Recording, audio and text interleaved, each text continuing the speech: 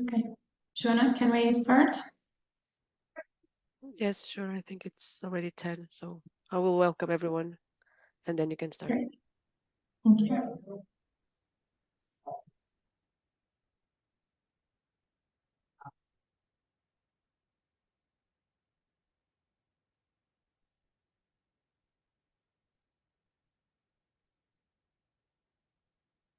Good morning, everyone. Welcome to our fourth webinar of the GAJN initiative. My name is Maria Gonçalves. I'm the project manager in Proximar, and on behalf of all the partnership and consortium of the GAJN initiative, I'd like to welcome all the participants who are joining us here today for this fourth webinar on our series. In terms of the agenda for today, we have the main theme for today is Take the Village. So we'll be speaking a little bit about the involving in the community on this path of an intergenerational learning approach. And in terms of our agenda for today, we will have just a brief presentation from my side regarding the initiative to make sure that we all know a little bit more about the GAJN. And then I will leave the floor to our guests from Poland and to our partner, Aneska, who will present them. And we'll have a little bit of time also for questions to further on our debate a little bit more. And for this period of questions, you can use the chat option during the presentations to leave your questions, or by the end, you'll be able to turn your microphones and you can ask your questions on that time. One last thing we would like to mention is that this webinar is being recorded. So if you have your camera open, just be aware of that. We will be sharing the webinar later on the project website. So if you prefer to turn your camera off, that's also an option, but you can still participate on our webinar here today. So with no further ado, just a brief introduction of the GAJN project, which is an Erasmus Plus initiative being financed by the European Union. So this GAJN initiative aims to offer an intergenerational learning approach to environmental education. So we've been focusing on two different themes: the intergenerational learning approach with focus on environmental education, and using to do this a serious digital game format, which is 3 different realms that we are combining on this initiative. Our goal is to increase awareness on the impact of climate change, as well as to increase the self-awareness and the potential role that both children and also older adults have as agents, active agents in the climate change.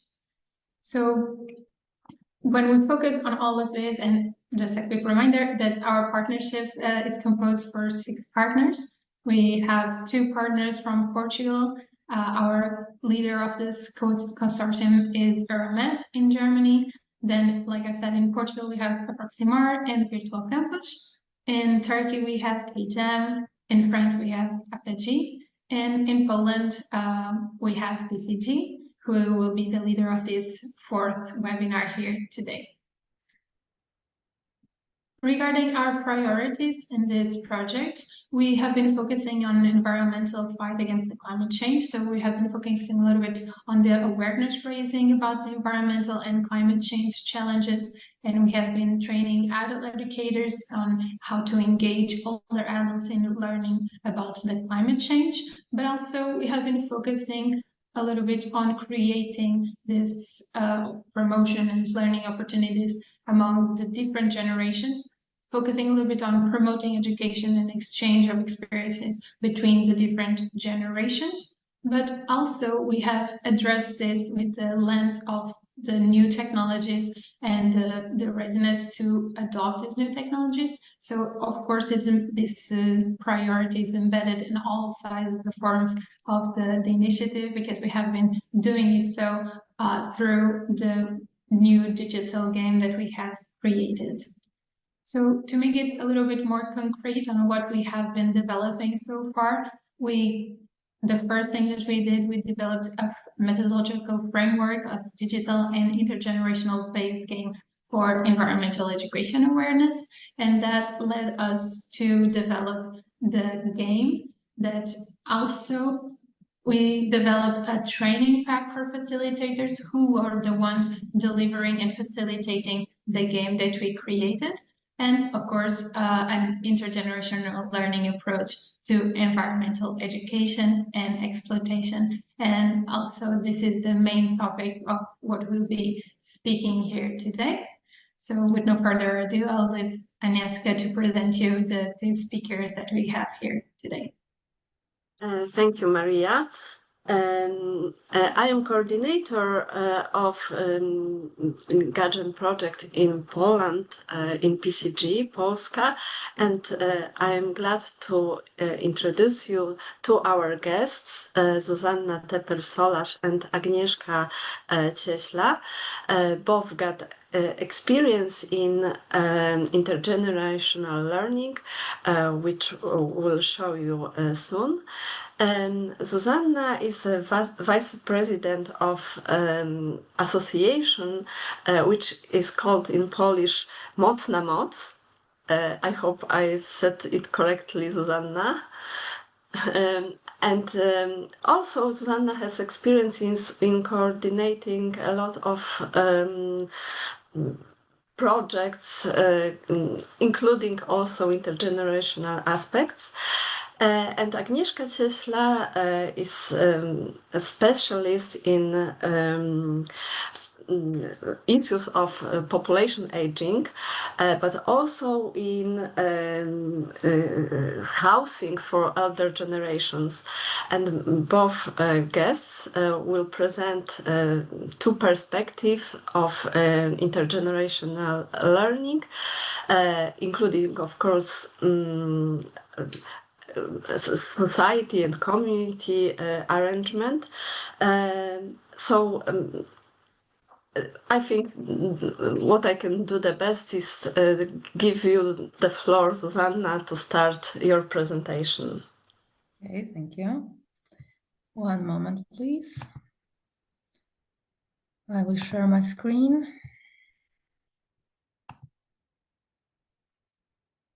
Is it okay? Yes, we can see. Thank you. Thank you very much. First of all, I would like to warmly welcome all participants of today's webinar and thank PSEG Polska for the kind invitation. I'm truly glad to have the opportunity to share with you my experience related to how engage local actors such as schools, libraries, senior centers, and municipalities in intergenerational initiatives. My name is Zuzanna Teper-Solarz, and during today's session, I will introduce you to a social innovation model called Grandma and Grandpa with Class, or in other words, the model of innovation that is changing education by fostering intergenerational collaboration. I will also share some real life examples showing that this model is not only successful past its testing phase, but also works in practice as we continue to apply it in the projects run by our association. One moment.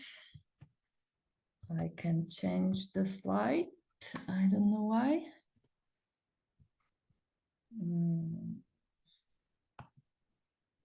Oh, okay. It's okay now. Sorry. Okay, as Agnieszka said, I'm a sociologist with over 20 years of experience in evaluating, writing, implementing, and assessing social projects.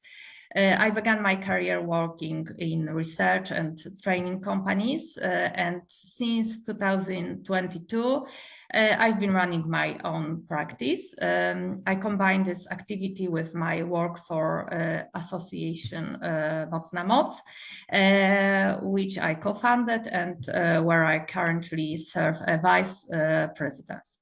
As you can also see, I'm an ally of culturally deaf individuals and dedicated enthusiasm of sign language. I'm a member of Polish Evaluation Society, Public Benefit Activity Council of the City of Sosnowiec, and Consultative Council of the Polish Capital of Culture 2027. Although the idea for the innovation was born in my mind, I am not the sole author of the model. It was developed in collaboration with Aneta Baranowska. We are co-founders and members of the Moc na Moc Association, which developed and tested the innovation. The innovation arose from the combination of our professional and personal experience and our interests. And we developed it through social consultations and tests with representatives of users and target groups, as well as their social and institutional environment.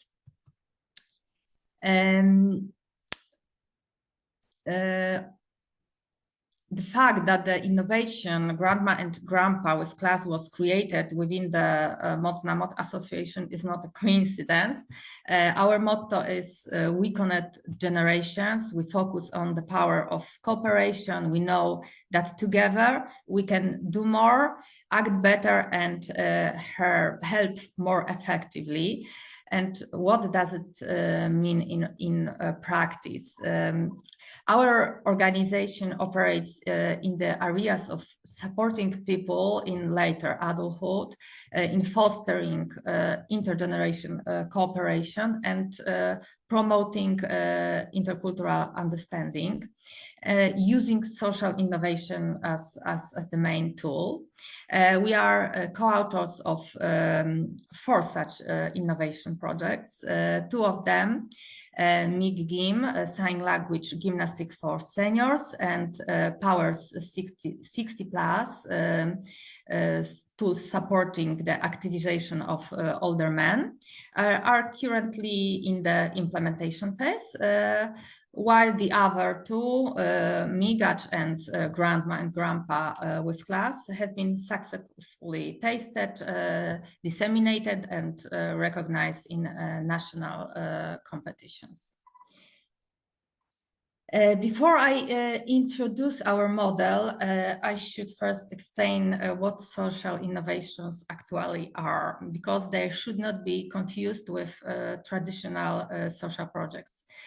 Social innovation emerged with traditional ways, when traditional ways of solving social problems no longer work, and there's a need to find entirely new approaches. The model is designed for 2 target groups, those who will use the tool and those whose problem the tool is meant to address. The idea is not based on intuition alone. It is a result of research conducted among the target groups. The solution usually takes the form of a tool, which is co-created with both users and beneficiaries. And during the testing phase and through evaluation, we check whether the tool actually meets the needs of and expectations of the target groups. Based on the findings from the evaluation, we create the final version of the tool and develop a replicable model for the wider use. And the solution is then made freely available to anyone who wishes to implement it. Our idea is a response to the growing distance between the youngest and the oldest generations. The root causes of this divide can be found in the broader societal trends, such as new family models, ease and universality of migration, lack of spaces for non-family intergenerational relationships, and rapid changes in technology, norm, and values. These factors made the worlds of young people and older adults seem like entirely separate realities. This group know each other very little, or about they don't know nothing about the benefits that intergenerational cooperation can bring.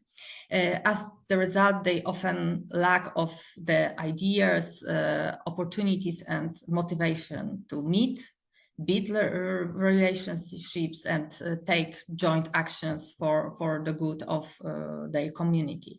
This leads to the emergence of negative attitudes, stereotypes, prejudice, and reluctance to engage.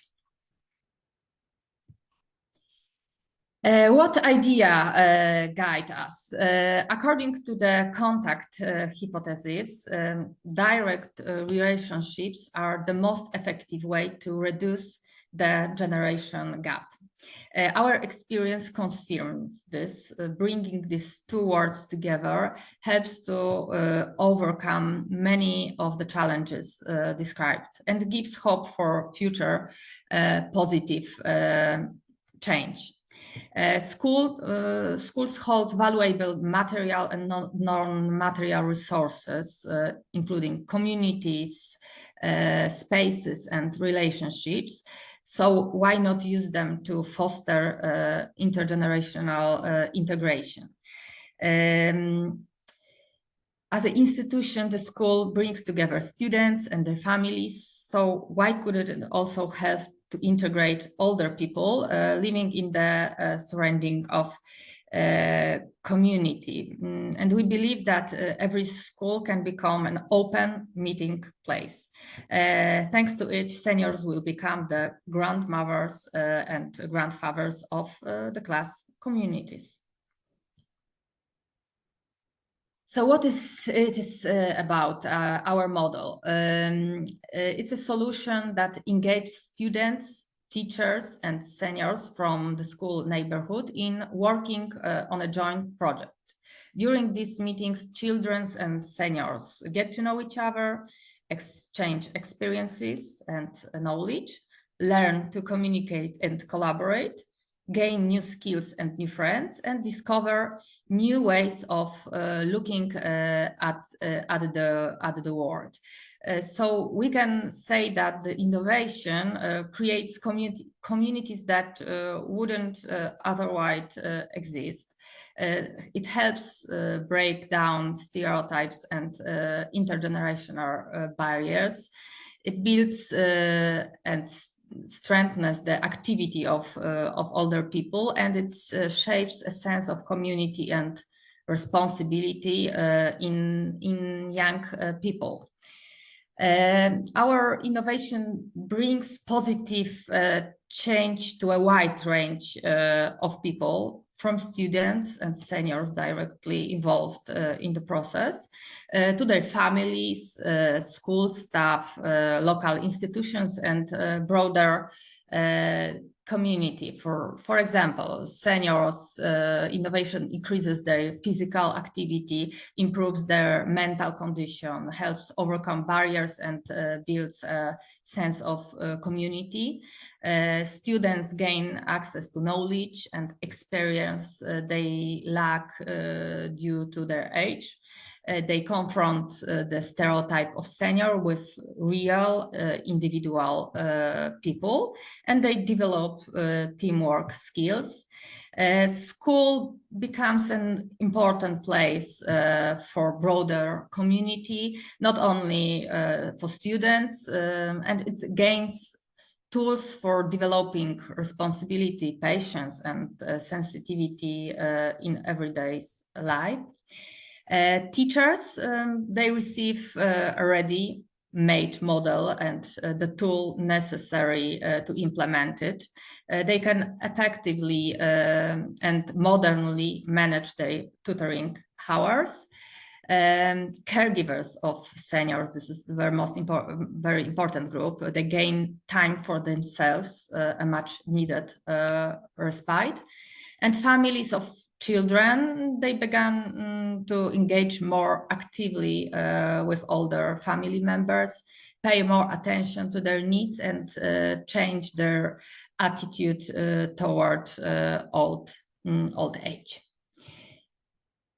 Although our model was developed primarily for schools, it is available to any interested person or organization and can be tailored to fit different contexts and needs. So not only school, but any other entity can use it. Institutions, social organizations, informal groups. Because we can tell about the whole network of support and relationships that is creating that projects. We've got school environment, specific class, club, or student group that are working together with their mentor. We recommend involving students from grade 5 to 7 of primary school, as they are less burned by academic obligations and more open to new experiences. Teachers and educators are the key actors of the support network.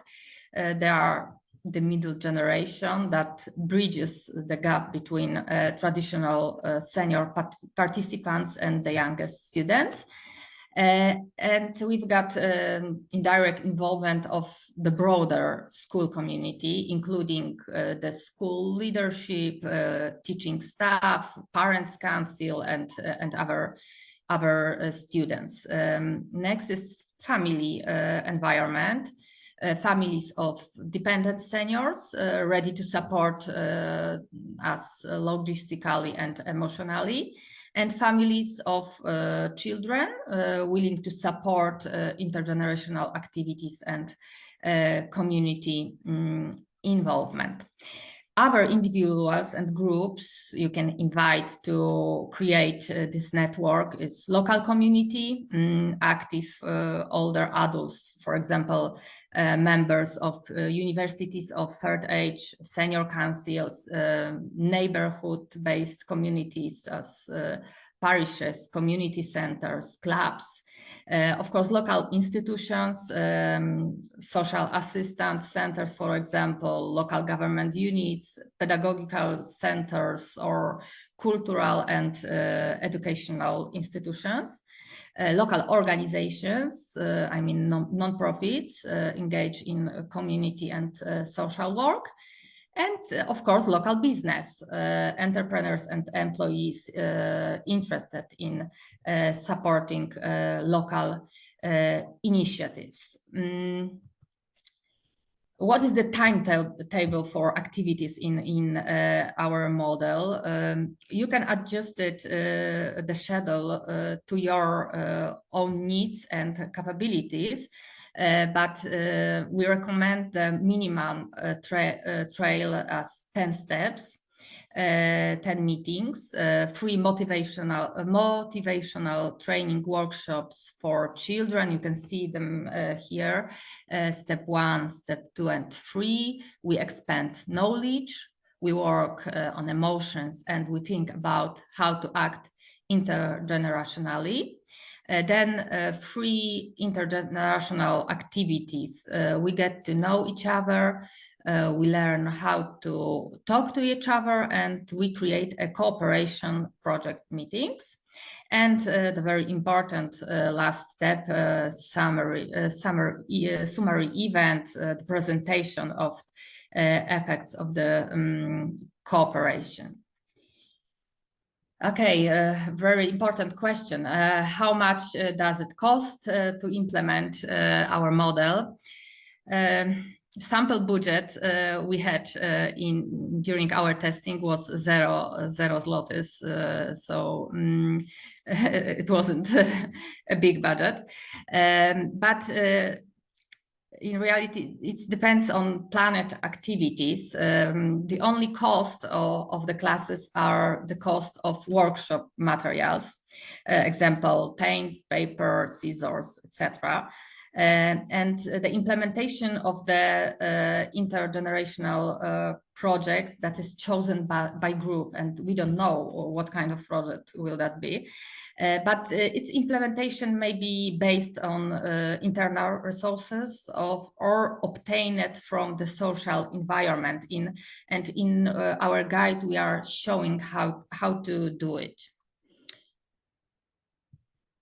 Okay, if you want to know more, we provide you with a free guide for the intergenerational journey, adapt to the needs and capabilities of the user.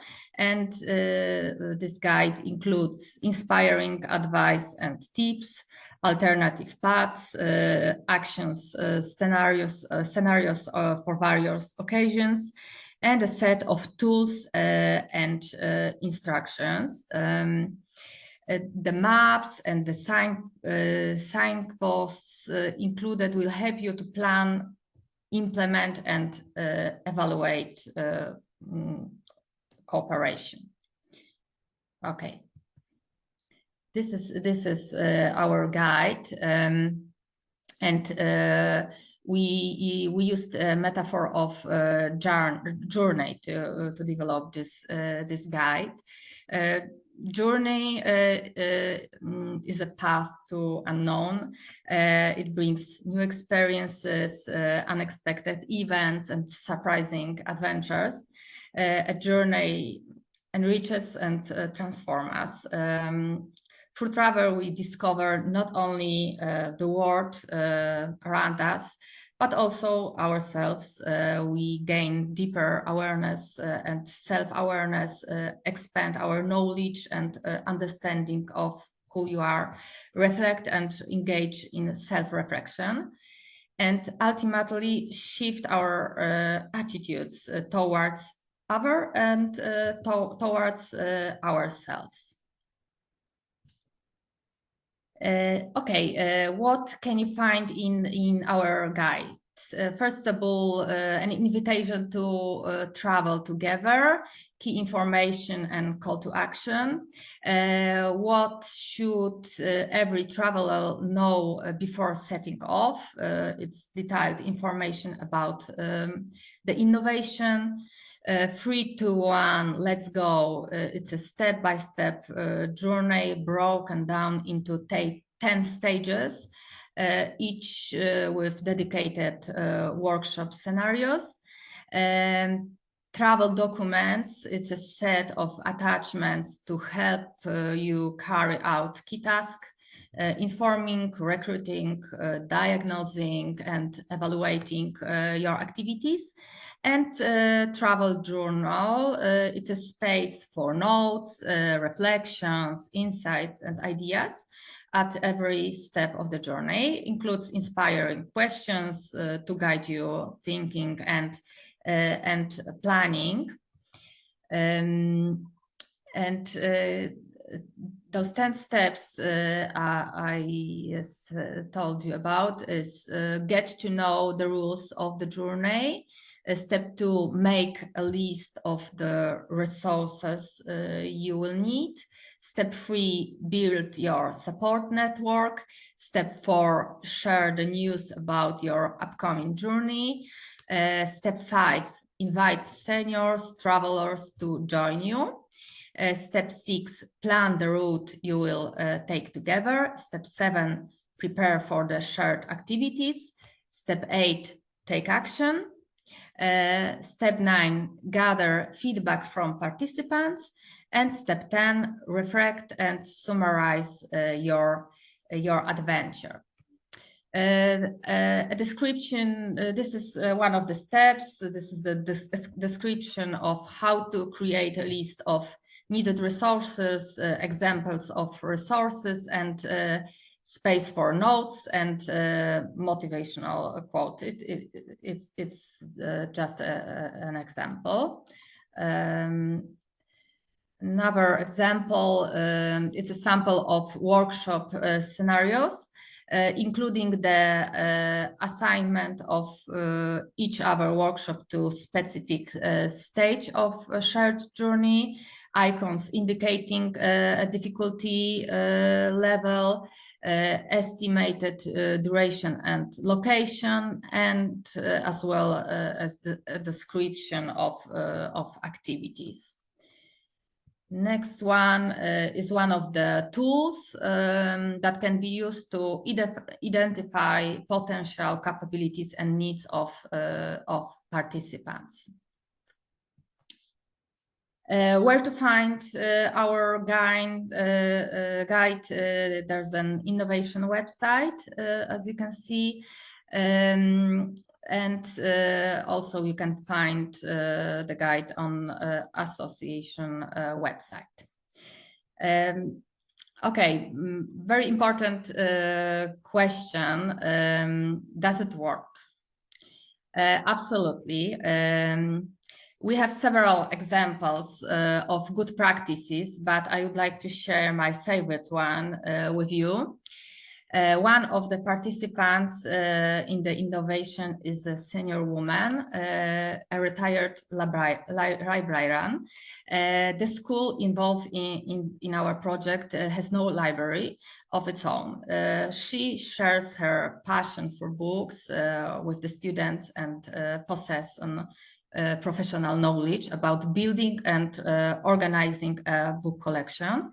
And the students use their digital skills and knowledge of computers and software to bring the idea to life. They design and share an information campaign for collecting books. With the school support, they organize a book drive. Under the guidance of the retired specialist, they create a digital catalog of the collected titles. And together they write their own fairy tale, which becomes the first official item in their newly established school library. This example beautifully illustrates how intergenerational collaboration can combine life experience with youth energy and digital know-how, leading to real lasting change in the school community. And what did participants have to say about their shared experience? What I like most about intergenerational activities is that we have the opportunity to get to know each other and understand each other better. What surprised me most was how active seniors were. They had internet access, were socially active, participated in various activities, and belonged to clubs. I was impressed by the harmony between younger generation and the older generation. I enjoy the company of young people and their different view of the world. Okay. Next question, next important question is the model replicable? Yes, definitely. It can be applied in non-school communities and in totally different target groups. And we tested it, proven it in practice, and described in another publication. This publication is Intergenerational Motivations, Good Practices in Connecting Generations Through Community Engagement, and it is available on our website. And what has changed in this new project? Almost everything. users, we as an association took the role of guides for this intergenerational journey. Target groups, we invited members of Youth Council and Senior Council, as well as representatives of senior clubs and school volunteer groups. In other words, older youth and active seniors. These individuals influence local youth and senior policies and serve as representatives of their age groups in the city. Project goal. The main objective remained the same: to engage representatives of different generations in carrying out joint initiatives that promote the idea of intergenerational solidarity in our city. Additionally, we aim to prepare participants to become leaders of intergenerational cooperation. Workshops, we adopt the workshop topics to match this new objective. Budget. Each group received mini grants to implement their own initiatives. Context and reality, it was totally different. The project was implemented in 2020, so it was the first year of the COVID-19 pandemic, which posed a real challenge for all people involved in this project. And results. Funding was awarded to 10 ideas promoting intergenerational activities that help break mutual stereotypes and cultivate sensitivity across generations. And I'm not sure if we've got enough time to tell about them. Maybe I will just read the main topics of those initiatives. There was an intergenerational walk into the past, intergenerational Christmas Eve plate, library literary All Souls Day, music connects generations, older doesn't mean lonely, speedball connects generations, between us generations, the same true or false, regional patriotic rally, intergenerational debate. Okay. During the workshops, we worked together with participants to collect materials that became the foundation for creating set of mind maps covering the key issues discussed during our meetings. So if you're planning to carry out intergenerational activities, we strongly encourage you to explore these materials. We guarantee that it will make your work easier. So as a part of the Intragenerational Academy, we created 5 maps, 2 generation maps, 1 network map, good practice map, and intergenerational map. The result of intergenerational mentoring were 4 maps, map of principle, map of resources, and map of networks. And the result, projects, the project school workshops, so we have 3 maps, which are helpful during subsequent stages of project work. There is a project writing map during its preparation, a project implementation map during its implementation, and project accounting map during its closure. This is the example of the map. I'm sorry, but it's in Polish. I didn't have time to translate it, but It is not that hard to translate it. It's using AI, for example. Okay, they look like that.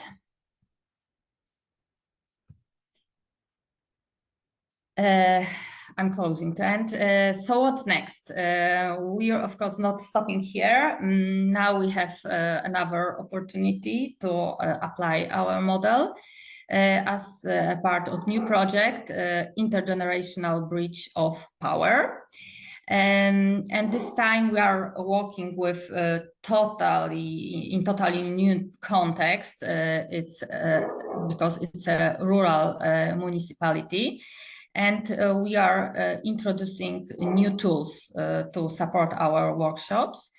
We are using modern technologies, including simulators and VR goggles. And thanks to them, seniors and young people will be able to better understand the other generation. They may experience it through their bodies, through their hearts, and their minds. I think that's all from me for now. Thank you very much for taking the time to listen. And if you have any questions, feel free to get in touch.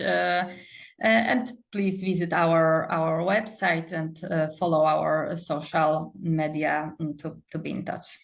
Thank you very much. Thank you so much, Susanna. I want to share with you this guide. Oh, you don't see it, but I have got it. I have got it. Yeah. Yes. It is in Polish, right? Yes, it's in Polish, but when you put it into Canva, you can translate it very easily. Maybe it won't look that good, but but you can translate it. Yes, but it's really useful. I read it, especially these activities which connect generations, and I hope I will use it in my work with also seniors and younger people. I've got a question. I don't know if we've got other question, but I'm really curious. Decide about initiative when generations were together. They had to discuss about it and decide what they wanted to do, or how was going on. It's yes, we've got a few meetings when they're discussing together what they could do, and earlier they meet each other, they know each other and know their own strengths and their experience, and they are looking for something that connects them, and choosing to do what they where their experience can be used. So this is there are a few steps. They have time to decide what to do together. Great. And what do you think, Susanna, about subject of our project, about Gajen project? Do you think it could be attractive for both generation if they could play the digital game, serious game, which is about ecological attitude, climate changes, and so on? Yes, of course. I think that there's no limit for a topic that they are engaging in. So I think ecology is very important right now for every generation. So it could be really really good idea to implement this kind of topic into our model. Mm-hmm. Okay, because we are now we are piloting the game and generally the project. So we will come back to you after piloting with the final model and share with your society, to your community, this project and this topic. Okay, thanks. We can't wait. Thank you, Susanna. And now I can ask Agnieszka Cieśla to share your perspective, your project, because I'm also curious. Okay, I hope you see the screen. Yes, we can see. Okay, thank you. Yes, I also would like to thank you for the invitation for this meeting. I'm architect and urban planner, and I would like to share with you my experience from the project where students and seniors together co-created a dementia-friendly public space located in the central area of Warsaw. I've been working on the age-friendly spaces, age-friendly design already for 20 years. But more recently, I've been focusing more on dementia because that's an issue that is becoming, I think, more and more important. And I will explain you why.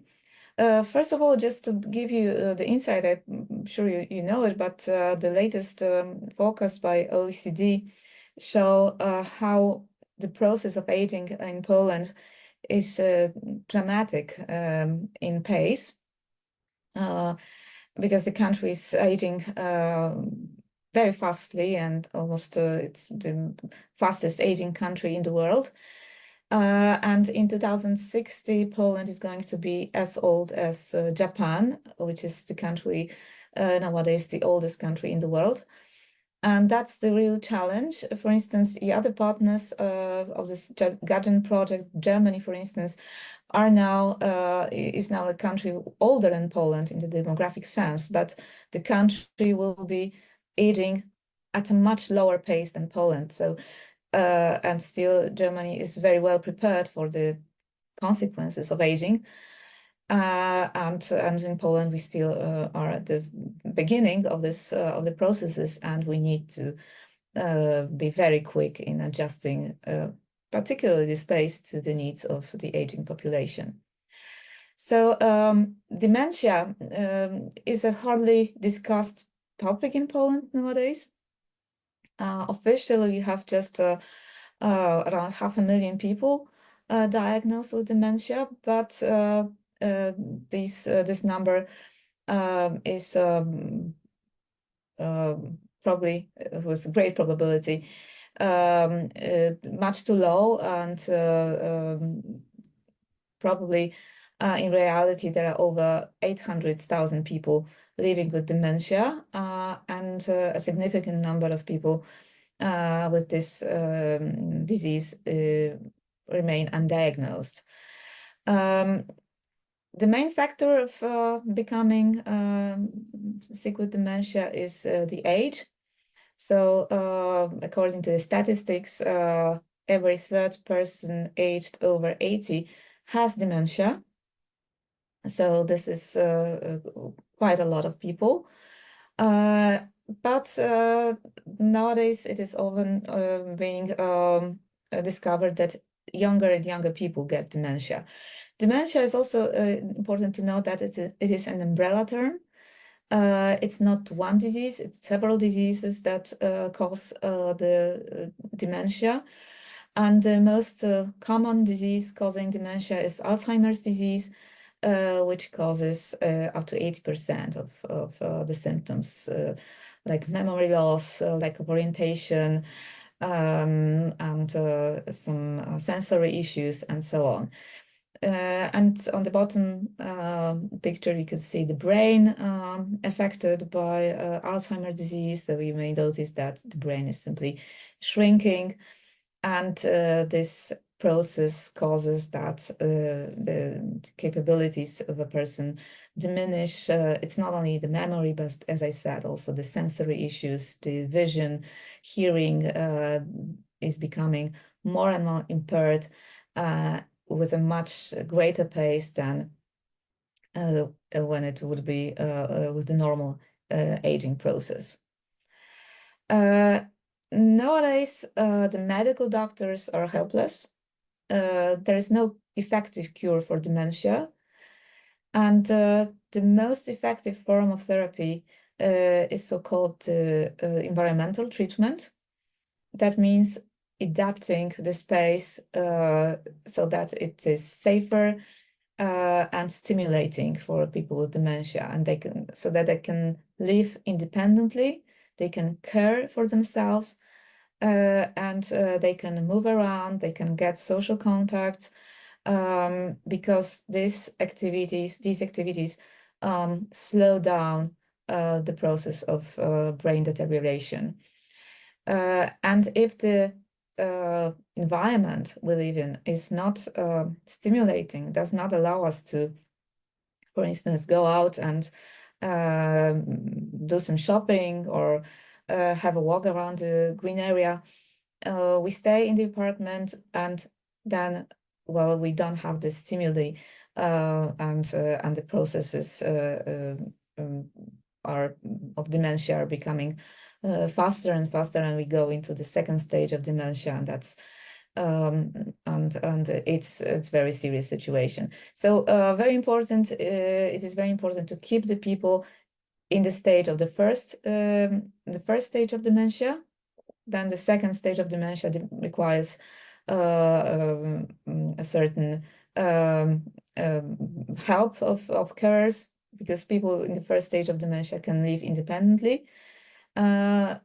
Only, of course, if the environment they live in is supportive. And the more it is supportive, then the longer they can live independently. And this is also important from the perspective of social and healthcare, because it lowers down the expenditures for care for these people. And due to the aging process of the Polish population, it is expected that the number of people with dementia will be growing rapidly, especially in the coming years. Poland, in Poland, there is still a lack of legal solutions regarding space in relation to cognitive impairments. Dementia is also a taboo subject, unlike it is in the UK or in Germany, where people officially admit that they have dementia and they struggle with it, and they are not ashamed of saying that. There are even some short movies on YouTube where it's recorded. Here we have a problem with speaking about dementia, and there is also low awareness of these cognitive limitations, that, well, people lose orientation and forget what they wanted to say, and regarding the spatial conditions, cities, particularly, well, the big ones, have only the accessibility standards, which refer to the physical and visual impairments. But there is very little discussion on what to do with the cognitive impairments, how to adapt the space to the needs of people with dementia. And I give here the example of the UK standard that is designed for the mind, neurodiversity, and the built environment. So they have already some guidelines on how to adapt this built environment to the needs of people with who are neurodivergent, not only with dementia, but also with autism. But it shows that there are certain measures being taken to respond to this to this problem, to this very high number of people living with this disease. And just to give you the prove how Poland is not prepared for the consequences of dementia, of this growing number of people living with this. That is, here is this the result of the survey made by Alzheimer Europe, showing how the countries are prepared for caring for people with dementia in various aspects, not only with the special environment, also with the solutions in social and healthcare. And Poland, I made it in red. It's in just in like in bottom at the bottom of this of the survey. And the first place is given to the Netherlands, second is Scotland, and the third, what surprised me, is the Czech Republic. So that even the country from this East Bloc is so well advanced in this regard. The fourth is Germany. So and you see the percentage points, how much more these countries have than Poland. So we need in Poland to talk about this, to talk about dementia, and especially to transform the environment so that it will be more dementia friendly. And it is extremely important, especially for the city central areas, because they are aging faster than other areas of the city. Here on the left side, you can see Warsaw, and the more color is intense in blue or yellow, orange, and red, the more older adults live in these areas. So you see that the central areas are particularly inhabited by older adults. And this is Krakow, where the intensity of color is also indicating the number of older adults, and Poznań as well. So this is the rule. So we must take particularly into consideration the central city areas, which often undergo the processes of urban renewal. And unfortunately, these urban renewal processes do not consider these challenges of cognitive impairments. So the city central areas are being refurbished, retrofitted in a way that as if this challenge was not existing. So before I start to tell you more about this project, I want to say about the co-creation, because I think it's also very important, as already was said today. It reduces isolation among older adults and allows younger people to learn more from others' stories and wisdom. It also strengthens community bonds and helps to solve some shared challenges. And by co-creation, we can create more inclusive and sustainable urban spaces. We have a lot of barriers in the city, and these are not only barriers referring to the physical limitations.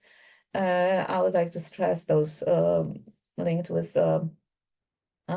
cognitive impairments. So that is, for instance, lack of clear landmarks, which can cause confusion, loss of orientation, and increased stress. It can also be caused by new investment in the city that cause that the neighborhood becomes for a person, for an older adult, unrecognizable, because a perspective is being changed, or view onto the I don't know, the church is being taken. So it may happen like by new investments that are not being cautiously thought over. There is also a problem with traffic and noise, and it is especially important for people with dementia who react to the noise with very strongly. And it is being said that the noise is for people with dementia the same as the stairs for a wheelchaired person. It's very overwhelming stimuli, and discourages not only people with dementia, but also many other older adults and independent walking. Yes, physical barriers, that's also a very important thing that yes, prevents people from walking. Fragmented routes, so there is caused by gated communities, gated estates, missing crossings, missing secure pathways. There are also emotional barriers, which we identified during the project, like the presence of funeral homes, which brought some negative associations, and all the adults did not want to go by the streets where these homes were located.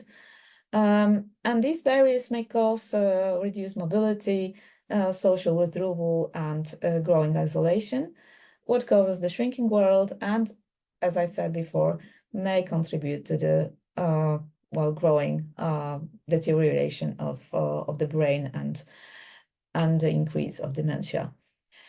So we did a project in 2023, we called Forget Me Not Path. I was inspired to this idea by the experiences from the Netherlands, where they have plenty of dementia-friendly communities. And these communities, almost everyone has so-called a forget-me-not path. This is a safe walking route, which is made in a loop, so it's closed. Its length is like it's various, but it's usually like 1.52 kilometers. It allows to walk through it in about 20 minutes or something like that, or it may be shorter. It shouldn't be too long, but I saw also longer walking routes.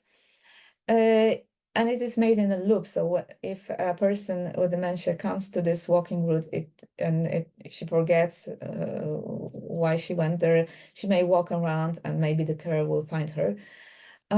It's easier for him, at least, to find her.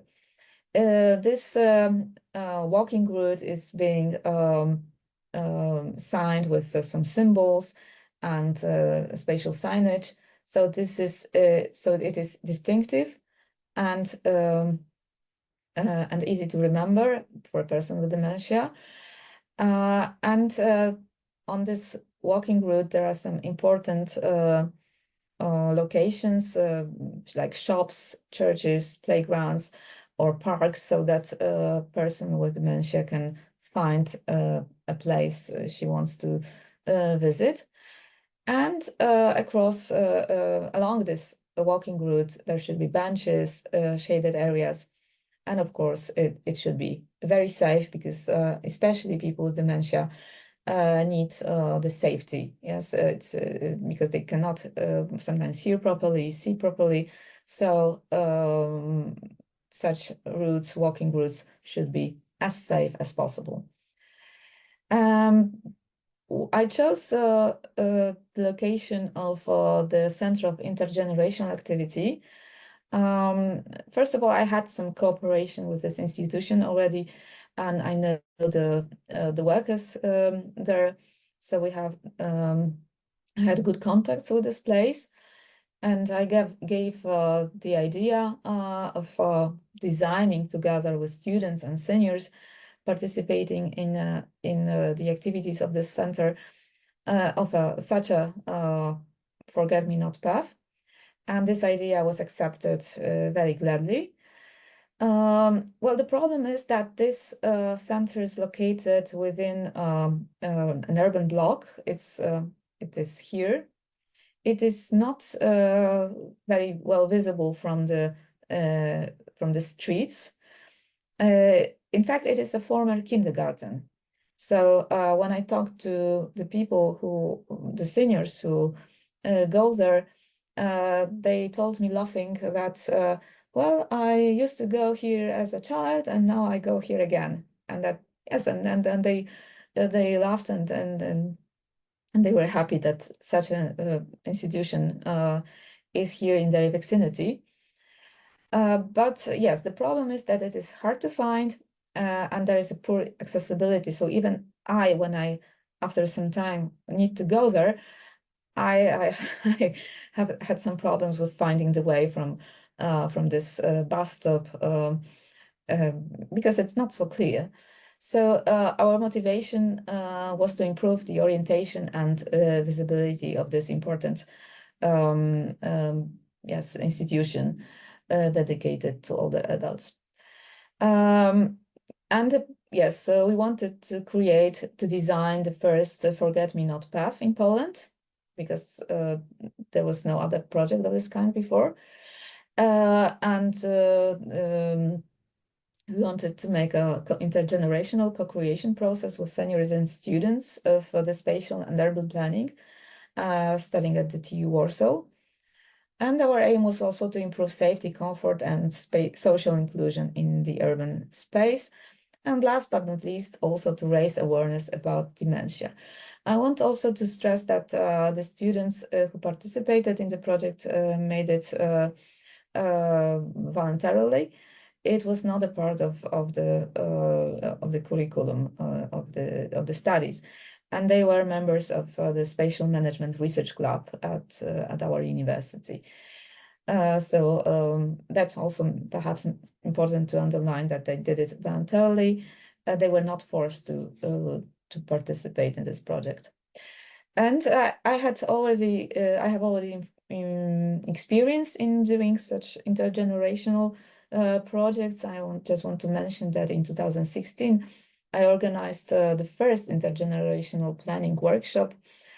Seniors and students together we can do more. We had it was a big workshop, 42 students and 15 seniors, and he got even diploma from the ombudsman at that time, Anna Bodnar, who admitted that this activity should be a part of this good practices book he created. So regarding the Forget-Me-Not path, we had 3 steps. First, we made an introductory meeting for the seniors in the Center of Intergenerational Activity. Then we had a workshop, a 3-day workshop. And finally, we had a symbol design workshop where we designed the signage of this path, of this walking route. So the first step referred to education. I wanted the students to get prepared for working with seniors, so they made a course which was organized by the Center of Multi-Generational Activity. So they could wear this air simulation suit.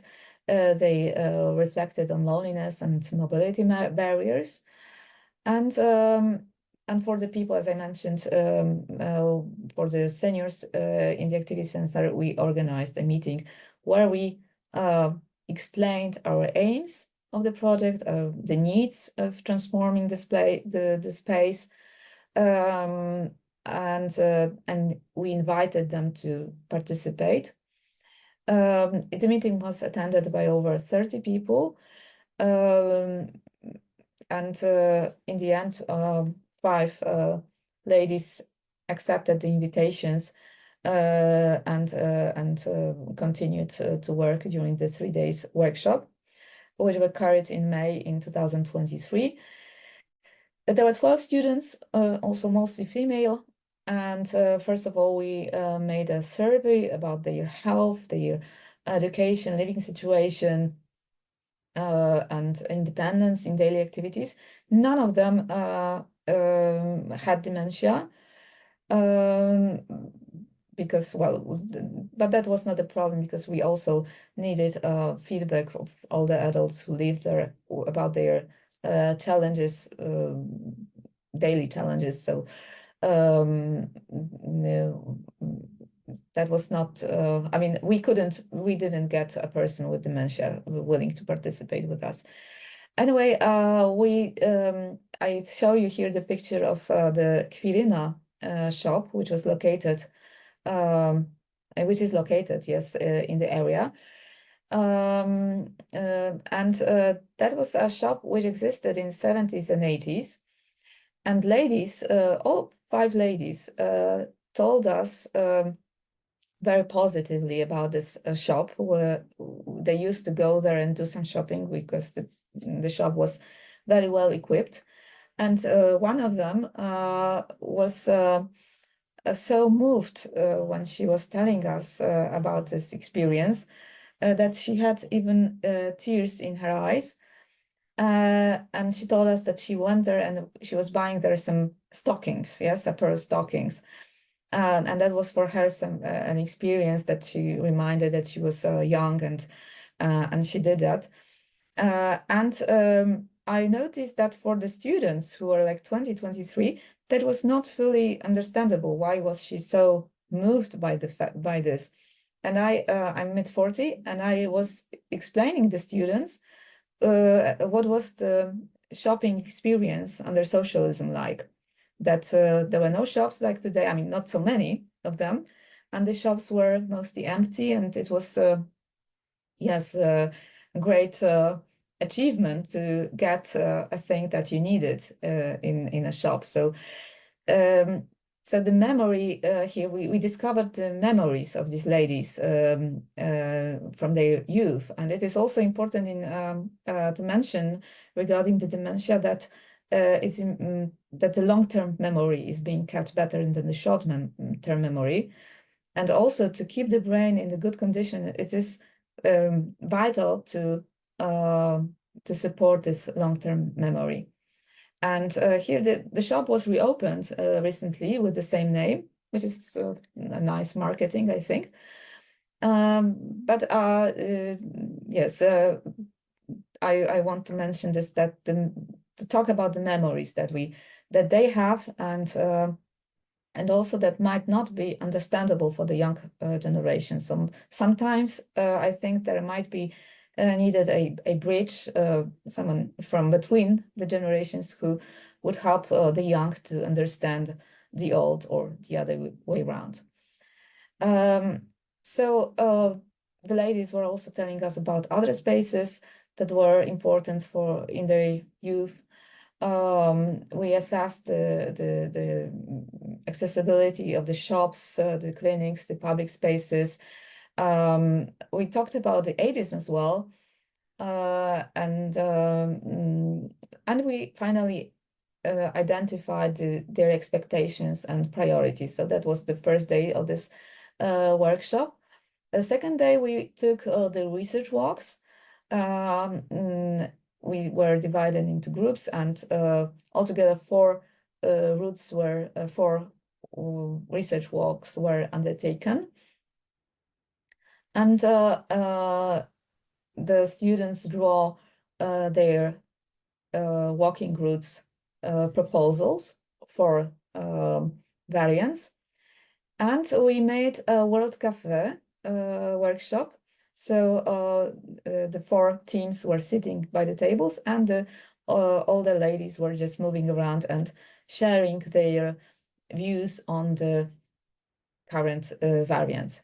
And in the end, we also made the students made a very nice 3D printed model of this neighborhood, and with some strings, we placed this walking routes variants, and we could discuss with the older ladies how to make them more appropriate, more suitable to their needs. So that was a very nice discussion tool. So we didn't go outside. We didn't need to go outside, and we could stay in the center and discuss these things with the older adults. And finally, we got the final route, the final walking route, where the ideas from the 4 variants were incorporated. And yeah, so you see the loop, it's closed, and also we made an additional path that leads to this multi-generational center located in the middle, and it's not well being visible and accessible from the outside streets. So that was also very nice discussion. We presented the final result to the greater audience, and the feedback was very positive. Unfortunately, yes, this is the final step of this workshop. We did a symbol design workshop because it's not only the route, yes, it's not the line on the pavement. It's there can be used different symbols, like the forget-me-not flowers, or something more specific to the surroundings, to the neighborhood. And we had here again those ladies who came and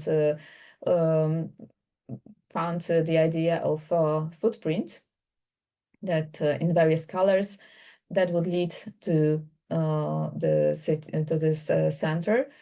We could also make some colorful signage on some beams, on some lamps. So we also discussed the placement of such additional signage.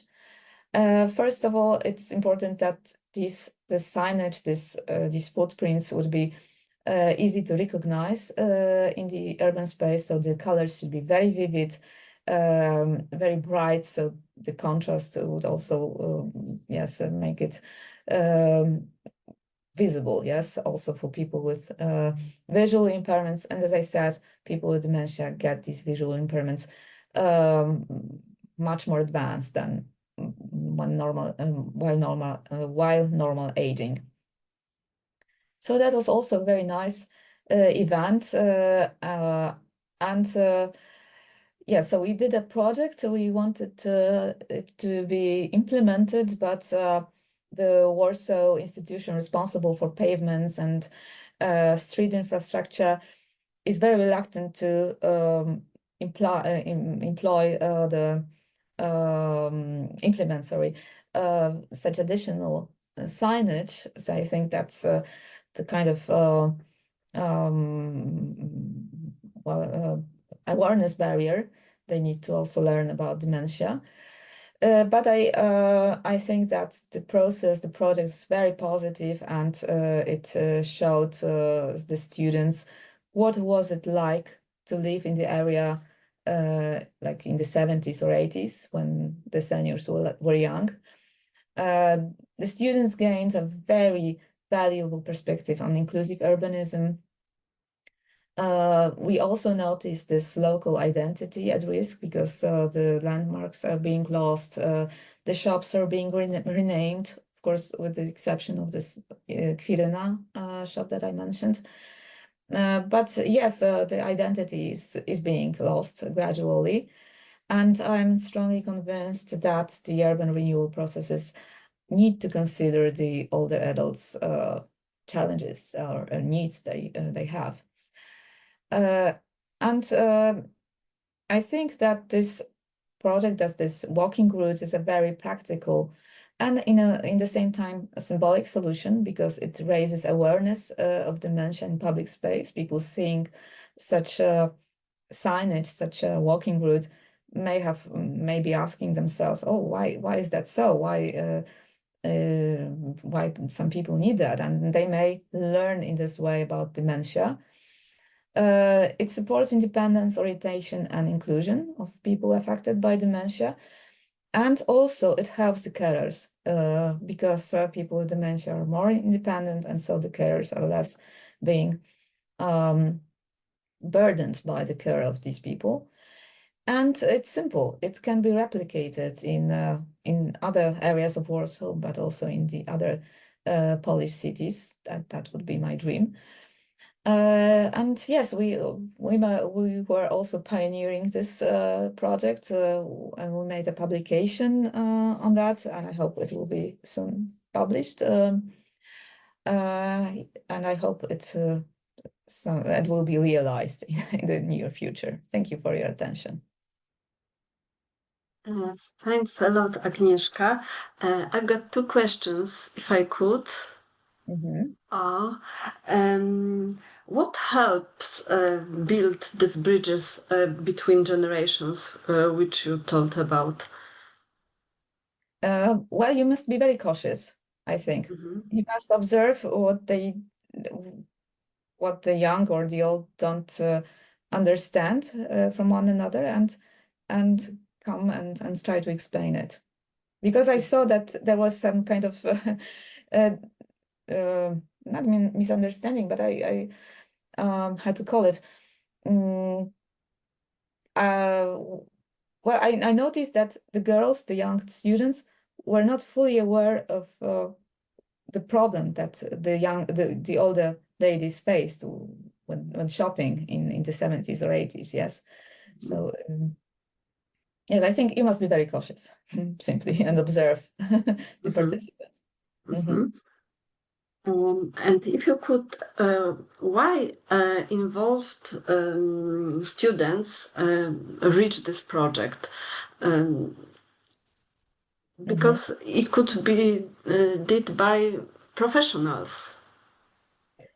Well, I mean, the professionals would need some reimbursement while Yeah, the students did definitely. it, yes, voluntarily and pro bono. Uh, and yes, so as I said, they simply got interested by the topic, by the activity, and were interested in such social aspects of planning. And yes, they were not forced to do this, because I think if they were forced, I don't think the results would be that good. Mhm. Mm. But on the other hand, I want to say also that from the experience of these projects I made with seniors and students, I never had problems with inviting students.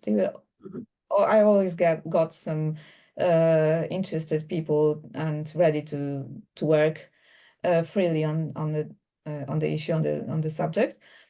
But the more problems I got was with seniors, with inviting seniors. They were, I mean, at first they are, oh no, well, that's too much time. I'm not interested.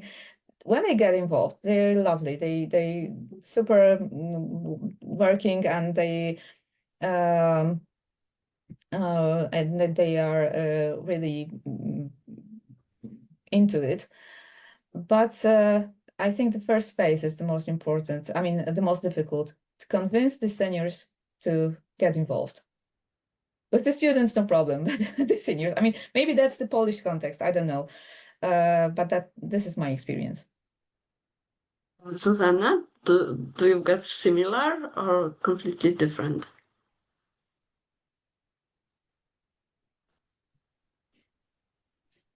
Okay. I think it depends on seniors and on children, or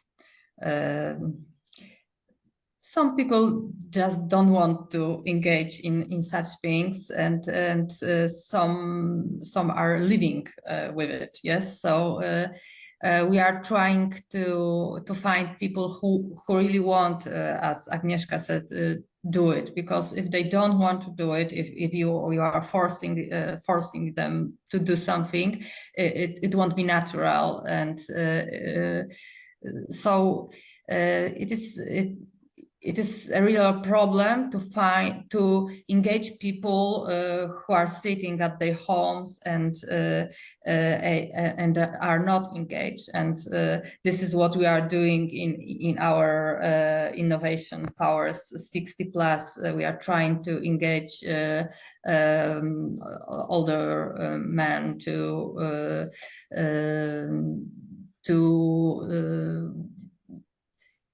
be active in social life, and it's not easy. Mhm. Because Susanna, you've got a lot of experience with this intergenerational initiatives. Could you tell a little bit more about cooperation with institutions, with those seniors centers and so on? It also depends. Mm. You have to find people who want to work with you. As we said before, some of them are really friendly and open for everything, for every kind of idea, and some of them want to do only their own ideas. So I think we should look for people who wants to cooperate with us. Mm-hmm. And it's really important to find this kind of societies. Mm-hmm. It is easier for you because you are in this area for many years. So do you think it's easier to get connection with this institution when you conduct another project? Yes, I think that we have such a big so many connections right now. It is easier to find those people, to engage them in our new projects. But we are still trying to find new entities to cooperate with us. And when they see that someone else is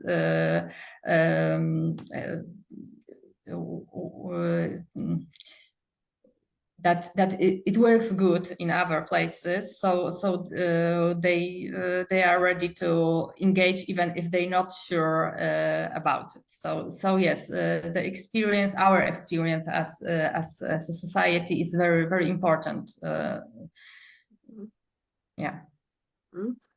And I know that this. Oh, If I okay. may. Sorry, Maria. Yeah, sorry, just because there's a question from the audience, if I may. Claudia asked, what's the biggest challenge of such projects? So for both of the projects, and how we as Generation Z, so I presume Claudia is from Generation Z, can help seniors and people with dementia in daily activities and make their lives as part of the society easier. So she meant as building a bridge between generations. So. I think it's the awareness. We must teach people about the aging process, and the young, yes, especially. I told you about this. This workshop the students had. They had to wear this aging suit. But recently, I have managed to get a fund to buy VR application, which simulates the how a person with dementia sees the world, and what challenges does she have when moving around. So that's something that also opened the eyes and shows the young people how is it, what is it like, yes. And yeah, so I think the awareness, so we must teach the society about dementia, about the aging, and yes, how the body is changing during the life course. And on the other hand, also somehow to open the older people for the young, so that they would not be that yes, resistant to the younger people, or so pessimistic to them, because I sometimes feel that the distance is larger from older adults toward the young than the other way around. Thank you. I think we have to go. We have to end the meeting. Yeah. Do you have any other questions, Aneska? Sorry, I interrupted you before. I mean, I could ask a lot of questions, but I am aware that we don't have so much time. Thank you so much to all of you and for all your questions. Let me just say a few words before we depart. I just want to thank once again to the speakers and also to you, Aneska, for moderating this session today. I would like to remind all the presents that we still have a few more webinars to come, and you can still join us for the following webinars.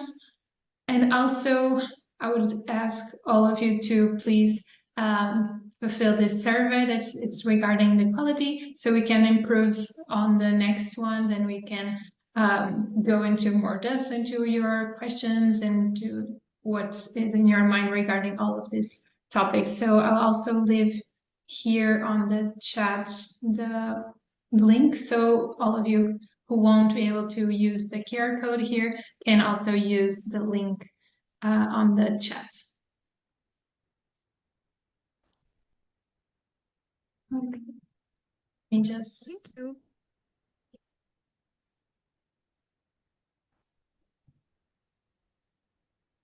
Okay. Here you have. So for the ones who didn't use the QR code, you also have the link on the chat to answer to the quality survey. And thank you once again for participating on the webinar. And I hope you have a lovely day, and we'll see you very, very soon on our next webinar. Thank you, Maria. Thank you. Bye, everyone. Thank you very much. Have a great day. Bye-bye. Bye.